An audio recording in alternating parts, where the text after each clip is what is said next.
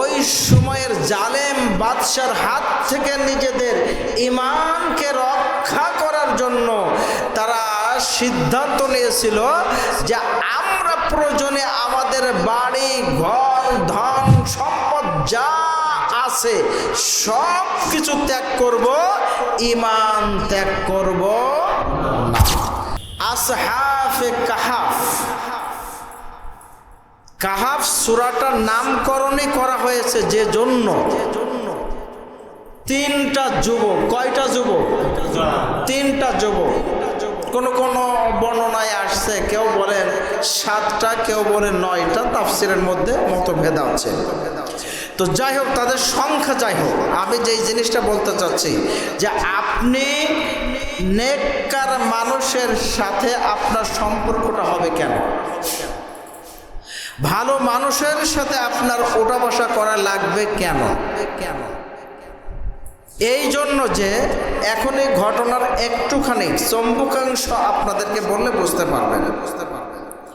আচ্ছা বলেন তো, আমাদের সমাজে বা যে কোনো জায়গায় এই যে রাস্তাঘাটে যে সমস্ত কুকুর কুত্তা ঘুরে বেড়ায়, দৌড়াইয়ে বেড়ায়, বিচরণ করে, আমরা ওইটা দেখলে ওদেরকে ভালো বলি না তাড়াইয়ে দিই? কথা বলেন, তাড়াইয়ে দিই না? ওর থেকে আমরা দূরে থাকার চেষ্টা করি, ঠিক না ঠিক? কারণ একটুখানি নখ দিয়ে যদি আঁচড় মারে তাহলে পরে জলাতঙ্ক হওয়ার সম্ভাবনা আছে না নাই? এই জন্য আমরা আমাদেরকে সেভ করি তার থেকে, তাই না? আমরা কেউ ভালোবাসি না। আবার নবীজু আমাদেরকে সতর্ক করে গিয়েছেন যে কুকুর যদি কেউ কারোর বাড়িতে থাকে, প্রতিদিন তার 1 উহুদ পাহাড় সম পরিমাণ নেকি তার আমল নামার থেকে কর্তন করে দেওয়া হয়। বলেন নাউজুবিল্লাহ। কুকুর যেখানে থাকে আল্লাহর রহমতের ফেরেশতা সেখানে আসে না। তবে এক্সেপশনাল একটা কুকুর বাদে। কয়টা কুকুর বাদে? বলেন কয়টা? কেন কেন সেটা বাদ হলো? কেন সেটা বাদ গেল? বা কেন আমরা সেইটাকে সম্মান করি? আল্লাহ রাব্বুল আলামিনের যেই বান্দাগুলা, যুবকগুলা নিজেদের ঈমান বাঁচানোর জন্য, কি বাঁচানোর জন্য? ঈমান রক্ষার জন্য ওই সময়ের জালেম বাদশার হাত থেকে নিজেদের ঈমানকে রক্ষা করার জন্য তারা সিদ্ধান্ত নিয়েছিল যে আমরা প্রয়োজনে আমাদের বাড়ি ঘর ধন সম্পদ যা আছে সব কিছু ত্যাগ করব, ঈমান ত্যাগ করব না। তারা সিদ্ধান্ত নিল আমাদের ঈমান টিকে রাখার জন্য সব ত্যাগ করে চলো আমরা ওই পাহাড়ে চলে যাই, যেখানে নির্জন এলাকা, কেউ নাই আমাদের দেখতে পারবে না।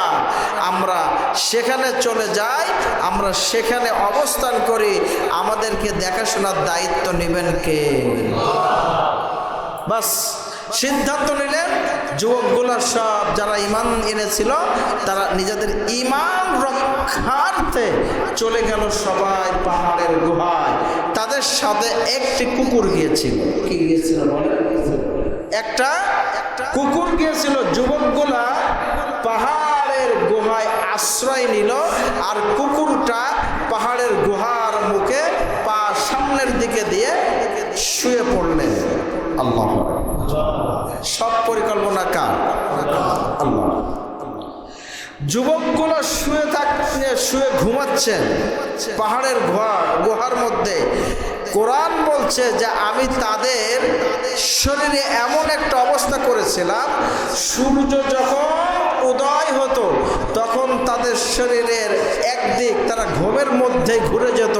আমি আল্লাহ সেখানে সূর্যের তাপ, সূর্যের রোদ লাগার ব্যবস্থা করে দিতাম। সুবহানাল্লাহ। আবার যখন সূর্য পশ্চিম আকাশের দিকে ঢলে যেত, পাহাড়ের গুহাটা আমি আল্লাহ এমন সিস্টেম করে দিতাম যে তারা আবার ওই ঘুমের মধ্যে অপর সাইড কাত হতো। যেই সাইডে সকালে রোদ লেগেছে অন্য সাইডে লাগে নাই, সেই সাইডে আমি আল্লাহ সূর্যের রোদ লাগার ব্যবস্থা করে দিতাম। সুবহানাল্লাহ।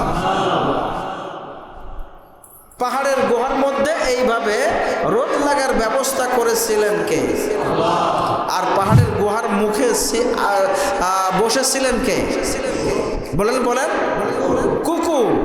আচ্ছা বলেন তো, আমরা ওই আসহাবে কাহাফের যুবকদের আলোচনা করতে গেলে, বলতে গেলে ওই কুকুরটার নাম আমরা নিই কি নিই না?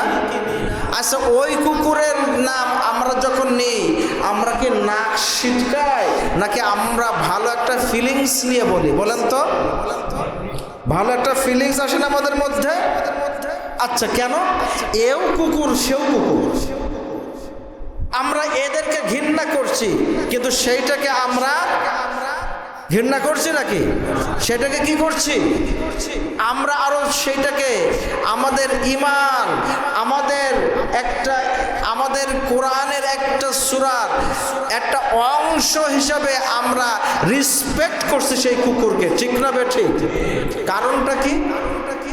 কারণ হলো ওই কুকুরটা ঈমানদার ব্যক্তিদের সাথে ছিল, ঈমানদারদের পাহারা দেওয়ার কাজে ছিল, ঠিক না বেঠিক? তাহলে ঈমানদারদের সাথে থাকলে বোঝা গেল একটা কুকুরের মর্যাদাও বেড়ে যায় কি যায় না? কথা বলেন। তাহলে আমরাও যদি ঈমানদারদের সাথে থাকি, কোরআনওয়ালাদের সাথে থাকি, আমাদের সম্মান, আমাদের মর্যাদা, আমাদের দাম বাড়বে না কমবে? সবাই বলেন, বাড়বে না? আচ্ছা আর একটা উদাহরণ দিয়ে দেখায়। সাধারণভাবে আপনারা এই যে দরজায় যে কাঠটা লাগিয়েছেন, এই কাঠটার দাম কম না বেশি? কথা বলতে হবে।